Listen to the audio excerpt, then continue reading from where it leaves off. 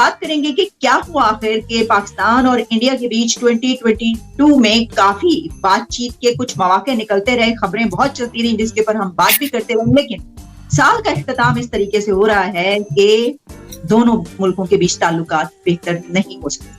हमें ज्वाइन कर रहे हैं साजिद तारिर साहब, जो कि अमेरिका से एक बहुत सीजन्ड पॉलिटिकल एनालिस्ट हैं और पॉलिटिशियन है साजिद तारिर। और डेलावेयर से हमें ज्वाइन कर रहे हैं डॉक्टर मुक्तदर खान, जो कि एक प्रोफेसर हैं और इसके अलावा पॉलिटिकल एनालिस्ट हैं और आप सब उन्हें मुख्तलिफ प्रोग्राम्स में देखते हैं। डॉक्टर साहब, आपसे सवाल मेरा ये, क्या हुआ, क्या दोनों तरफ ये जो ताल्लुकात हैं वो बेहतर क्यों नहीं हो सके 2022 में? आप कैसे इसको देखते हैं? इंडिया और पाकिस्तान के हालात सुधरने के लिए मुझे लगता है कि 3-4 मौके बहुत इम्पोर्टेंट थे इस साल में। आपको पता है, इंडिया के नेशनल सिक्योरिटी एडवाइजर ने एक नेशनल सिक्योरिटी एडवाइजर्स की कॉन्फ्रेंस रखी थी दिल्ली में नवंबर में, जिसमें पूरे सेंट्रल एशिया के NSAs आए थे। India could have invited the Pakistani counter part के आप भी आए इसमें। तो दोनों मुल्क ऐसे अपॉर्चुनिटीज मुसलसिल मिस कर रहे हैं टू बिल्ड कॉन्फिडेंस। एक और बात कह दूंगा मैं इंडिया के ताल्लुक से, इंडिया के पास जो करंट मूड है, इंडिया थिंक्स कि पाकिस्तान इज घुटनों पर आ गया है, वो it is suffering from A political crisis, economic crisis, environmental crisis. मतलब कहते हैं ना कि सर मुनाते ओले पड़े, इस तरह के प्रॉब्लम्स आ रहे हैं पाकिस्तान के लिए। और India is now strong in many ways. India thinks it has a military advantage, it has a diplomatic advantage on Pakistan. Pakistan को वो आइसोलेट कर दिए हैं। यहाँ तक कि मुस्लिम दुनिया में इंडिया के ताल्लुकात are better with OIC and Muslim countries than Pakistan. कि हमने देखा कि माजी में अगर किसी ने कदम बढ़ाया है तो वो नवाज के दौर में ऐसा होता है कि वहां से PM मोदी आते हैं पाकिस्तान बगैर बताए। आमतौर पे ऐसा नहीं होता दुनिया में कि प्राइम मिनिस्टर इस तरीके से जो है दोस्ती की बिना पर आ जाए। तो क्या आप समझते हैं कि ना पाकिस्तान जो है वो भी अगर थोड़ा सा वो दिखाए तो ताल्लुकात बेहतर हो सकते हैं? Sir, over to you. मैं जब देखता हूं कि शहबाज शरीफ साहब जब टेक ओवर करते हैं तो सबसे पहले कॉल आती है मोदी साहब की तरफ से। अब मैं ये बताऊंगा कि आप ये बताएं कि जब नवाज शरीफ के दौर में मोदी साहब आए थे तो उसका रिजल्ट क्या निकला था? आपकी फौज के साथ आपके रिलेशनशिप नवाज शरीफ साहब के खत्म हो गए थे। बाजवा साहब को लाने वाले नवाज शरीफ साहब थे। बाजवा साहब ने नवाज शरीफ साहब के साथ क्या किया उसके बाद? दर हकीकत अगर खुल के बात की जाए, जो कि हकीकत है, भारत के साथ रिलेशनशिप शहबाज शरीफ साहब और आपकी सियासी गवर्नमेंट का जो है वो रिलेशन वो उनके इख्तियार में नहीं है। भारत के साथ जो फॉरेन पॉलिसी है वो आपकी आर्मी ने डिसाइड करनी होती, बल्कि सारी फॉरेन पॉलिसी आपकी आर्मी रिसीव करती है। उसके जवाब में मोदी साहब ने आज से कुछ अर्सा पहले एक बयान दिया था कि हमें पता ही नहीं चलता कि पाकिस्तान में बात किससे करें। मैं उनकी इस बात से एग्री करता। और दूसरा, उसमें देखा जाए आज, बल्कि मुझे ये बताएं, आप भारत के साथ रिलेशनशिप की बात करते हैं, आपके अफगानिस्तान के साथ क्या रिलेशनशिप है, आपके ईरान के उनके साथ क्या रिलेशनशिप है, आपके चाइना के साथ क्या रिलेशनशिप है? आप सिर्फ और सिर्फ रिलेशनशिप उन अक़वाम के साथ बनाना चाहते हैं जहां से डॉलर और यूरो आने की उम्मीद है। आपको ईरान से डॉलर नजर नहीं आते, आप वहां नहीं जाते। भारत के साथ आप सिर्फ इसलिए रिलेशनशिप खराब रखना चाहते हैं कि आपके बजट, डिफेंस बजट इतना हो कि जिसकी हद कोई ना हो, और आप कश्मीर के मसले को भी इसी तरह उजागर रखना चाहते हैं ताकि उस पर पैसे बन सके। दर हकीकत आपको नेशनल इंटरेस्ट बेस्ड रिलेशनशिप के बारे में आज तक आपने कभी नहीं सोचा। 76 सालों अब सोचना पड़ेगा। इन 4 ममालिक जिनके साथ मैंने नाम लिया, अगर आप रिलेशनशिप बेहतर नहीं करेंगे आप सर्वाइव नहीं कर पाएंगे। आज हम बात सर्वाइवल की कर रहे हैं, हम यहाँ हंसी खुशी की बातें नहीं कर रहे। आपके पास इस वक्त टूटे फूटे से 5 बिलियन है, वो भी आपके अपने नहीं है। You are practically have gone bankrupt. आप सिर्फ देखें, डार साहब को डेली बेस पे कहना पड़ता है कि हम बैंकरप्ट नहीं हो रहे हैं, हालांकि आप हो चुके हैं। उनका दर हकीकत मतलब ये होता है कि हम भूख से मर जाएंगे लेकिन हम डिफॉल्ट नहीं कर रहे। वो कैसे कि यहां से टोयोटा भी भाग जाए, सुजुकी भी भाग जाए, यहाँ पे 20 किलो का थैला आटे का 2500 का हो जाए, लेकिन हम डिफॉल्ट नहीं कर रहे। आप ये ऐसी एक दूसरे को समझाने वाली बात है। लेकिन कभी आपने सोचा है कि आज किसी के पास कोई रोड मैप है फॉरेन पॉलिसी का, इकोनॉमी का, सियासत का, अखलाकियात का? किसी के पास कोई रोड मैप नहीं। आज आप और मैं और डॉक्टर साहब बैठ के तो बात कर रहे हैं पाकिस्तान के बारे में, कोई टीवी एंकर चैनल कोई कर रहा है बात? नहीं कर रहा। वहां पे क्या चल रहा है? तख्त लाहौर की बात हो रही है। 500 अरब रुपया था परवेज लाई के आने से पहले, आज वहां एक पैसा नहीं है कुंते पंजाब के पास। सूबा सरहद की हालत यह है कि वहां का चीफ मिनिस्टर और आपका गवर्नर हवाई जहाज की राइड्स के ऊपर लड़ रहे हैं, झगड़े हो रहे हैं उनके आपस में। इस वक्त दर हकीकत अगर देखी जाए तो मैंने पिछले में कहा था, बिल्कुल वही हो रहा है जिस तरह हलाकू खान या चंगेज खान बगदाद जाने वाला था, तो जो बातें हो रही थी वहां लोकल कर रहे थे, वही बातें आप कर रहे हैं। अब उसमें डॉक्टर साहब ने तो खैर कहते हैं कि दरिया को कूजे में बंद कर दिया। उन्होंने कहा कि शायद भारत मोर ह्यूमिलिएट करके टेबल पे आना चाहता है, बल्कि देखिए they have right to do it. आपके पास मांगे तांगे के भी 5 बिलियन नहीं है, उनके पास 560 बिलियन है। उनको बात आपसे करने की क्या जरूरत है? आपकी मजबूरी है उनके साथ ट्रेड करने की, क्योंकि आप भूख से मर रहे हैं। भारत भूख से नहीं मर रहा।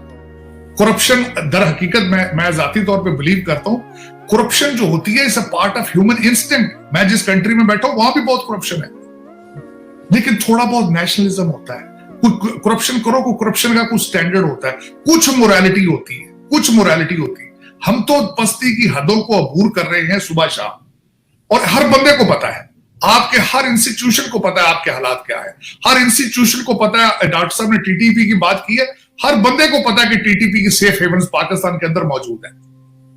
आज भी आपके 3 फौजी जवान आपके शहीद हुए हैं, आज भी हर बंदे को पता है। लेकिन इशू ये है कि हल करने का किसी के पास हल मौजूद नहीं है, विल नहीं है, इंटरेस्ट नहीं है।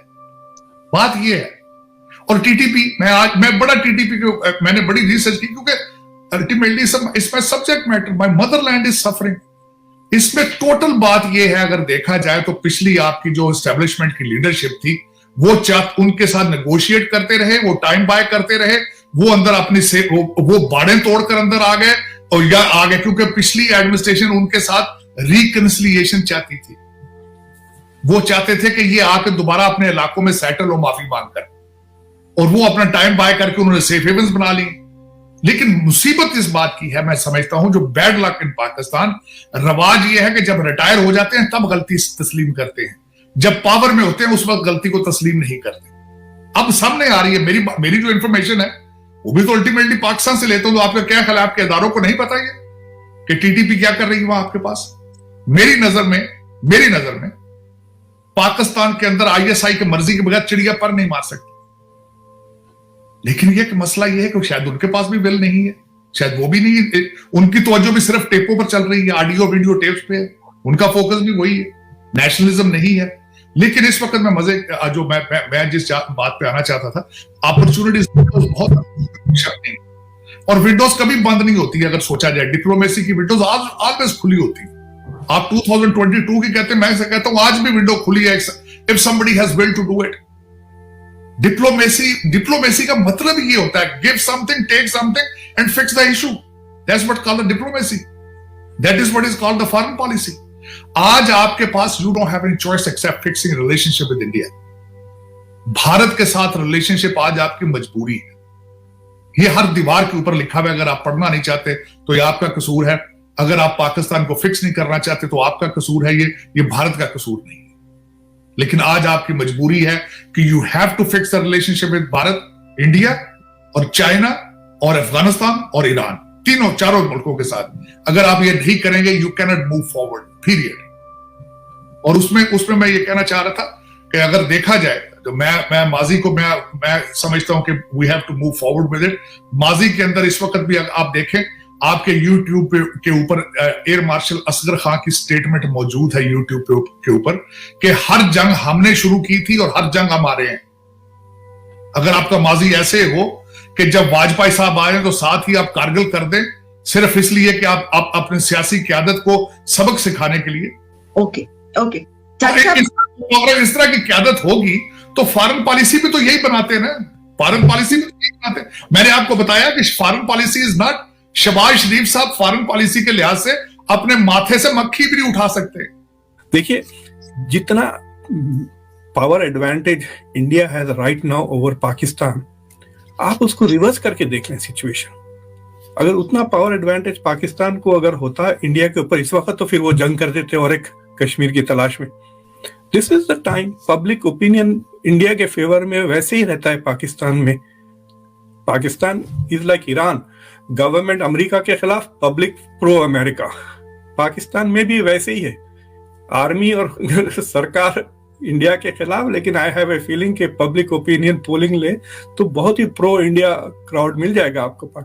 India should step up and मतलब they have to have a paradigm shift. या तो पाकिस्तान में पैराडाइम शिफ्ट हो या इंडिया में पैराडाइम शिफ्ट हो। आई हैव ए फीलिंग के India needs to show bold, और ये मेरे ख्याल से नरेंद्र मोदी ही कर सकते हैं। देखिए, अगर राहुल गांधी पीस बढ़ाते हैं, एक्सेप्ट नहीं करेंगे, लेकिन अगर मोदी, लेट्स से कि 24 का इलेक्शन मोदी जीत जाते हैं and he goes down and sits in, सारे मसले आज में हल करे बगैर नहीं जाता, India will accept the solutions that Modi will accept, but he is not interested.